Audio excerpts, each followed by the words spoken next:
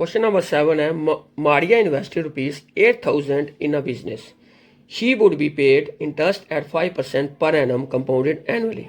Find the amount credited against her name at the end of second year. Second part है the interest for the third year.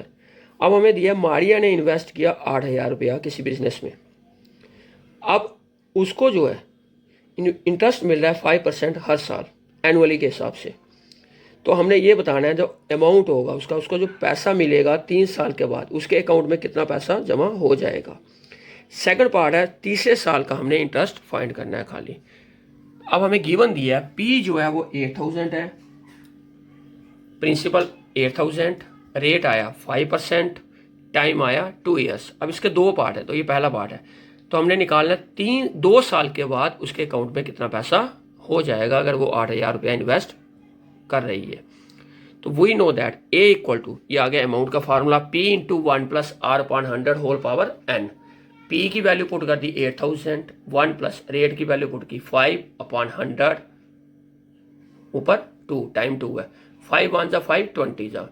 अब इसके नीचे 1 होगा, इसके नीचे 20, एलसीएम क्या है 20. तो 20 1 जा 20 प्लस 1 या 1 1 जा 1 भी कह सकते हो, होल पावर 2. तो अमाउंट आया 8,000 इंटू 21/20 का होल स्क्वायर. तो अमाउंट क्या है 8,000, 21/20 इंटू 21/20, 2 टाइम्स मल्टीप्लाई किया. ये 2 0 कैंसिल किए. अब 2 से यहाँ पे कैंसिल नहीं किया, ये हम कैंसिल कर सकते हैं. 2 40 जा, 2 20 जा. तो यह 20 इंटू 21 इंटू 20, जब इसको आप मल्टीप्लाई करोगे आएगा 8,820. यानी amount credited at the end of 2 years, 2 साल के बाद उसमें कितना पैसा हो जाएगा उसके पास 8,820. यानी 820 रुपये उसे इंटरेस्ट मिला 2 साल के बाद. हमें खाली अमाउंट पूछा है तो अमाउंट कितना होगा 2 साल के बाद उसके अकाउंट में कितना पैसा जमा हो जाएगा 8,820. 8,000 इन्वेस्ट करने पर कितना हो गया 8,820. सेकंड पार्ट में हमने निकालना है interest at the end of, interest for the third year, सिर्फ तीसरे साल का इंटरेस्ट निकालना है. तो पहले प्रिंसिपल वही 8,000, रेट वही 5%.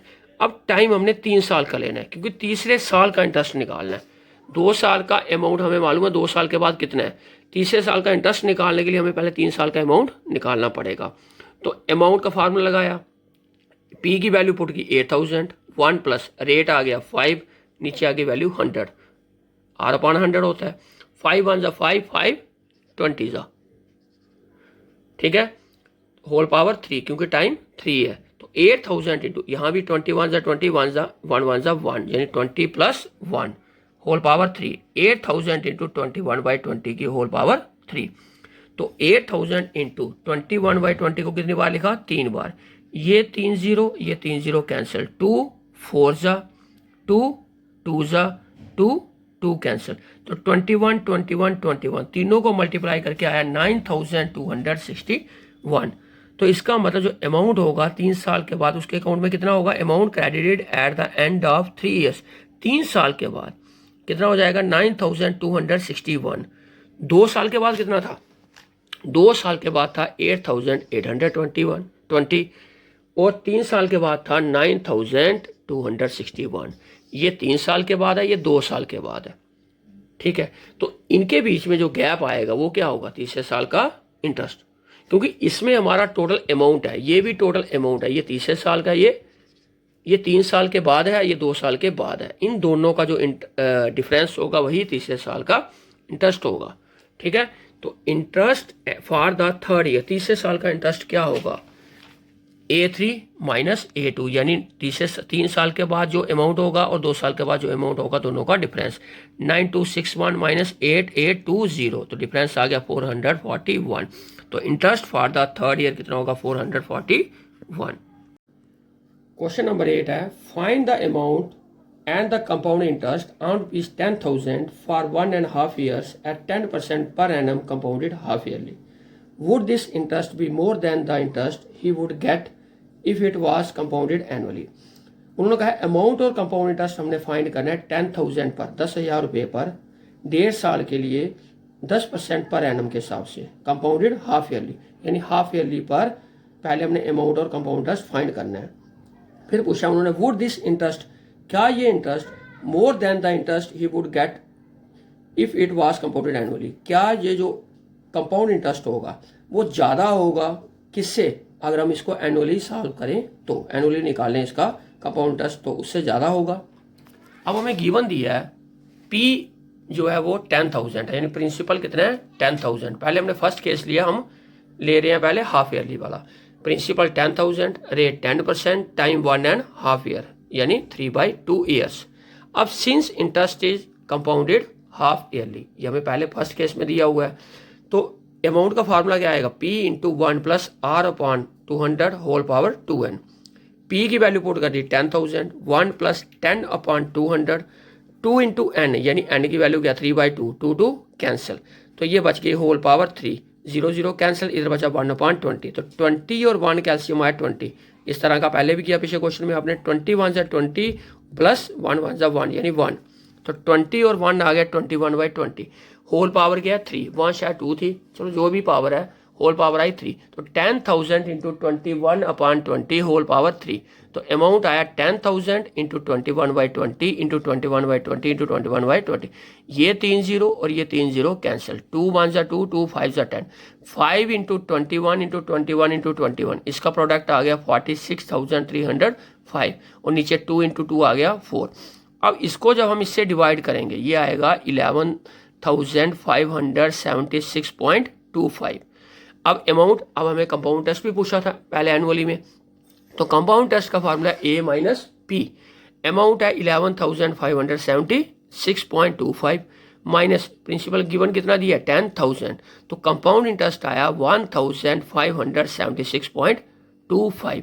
अब सेकंड केस में पूछा हमें अगर हम एनुअली निकालें तो ऊपर वाला जो कंपाउंड टेस्ट है वो ज़्यादा आता है उससे या नहीं आता है, एनुअली कंपाउंड टेस्ट भी निकालना है, पहले अमाउंट फिर कंपाउंड टेस्ट।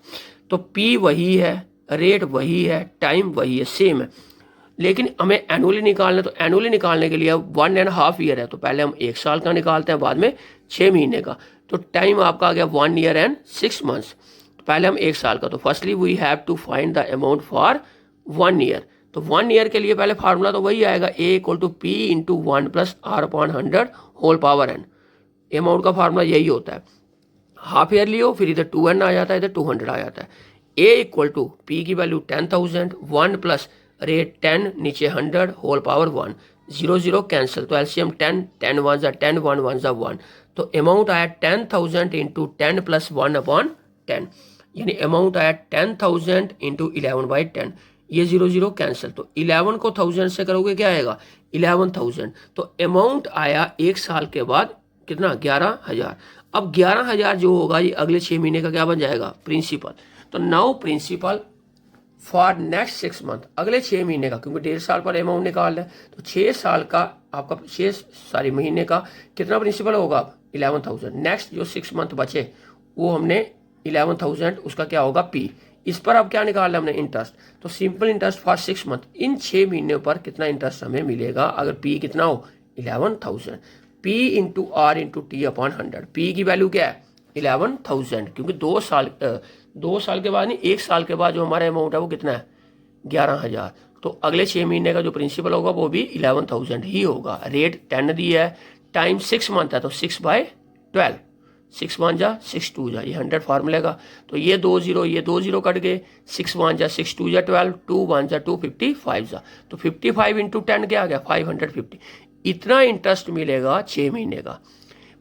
कितना अमाउंट था 1 साल के बाद 11,000, 6 महीने का कितना इंटरेस्ट मिला 550, तो इसका मतलब हमें 1.5 साल के बाद कितना अमाउंट मिलेगा, अमाउंट आफ्टर 1.5 ईयर 11,000 प्लस 550, यानी P प्लस I।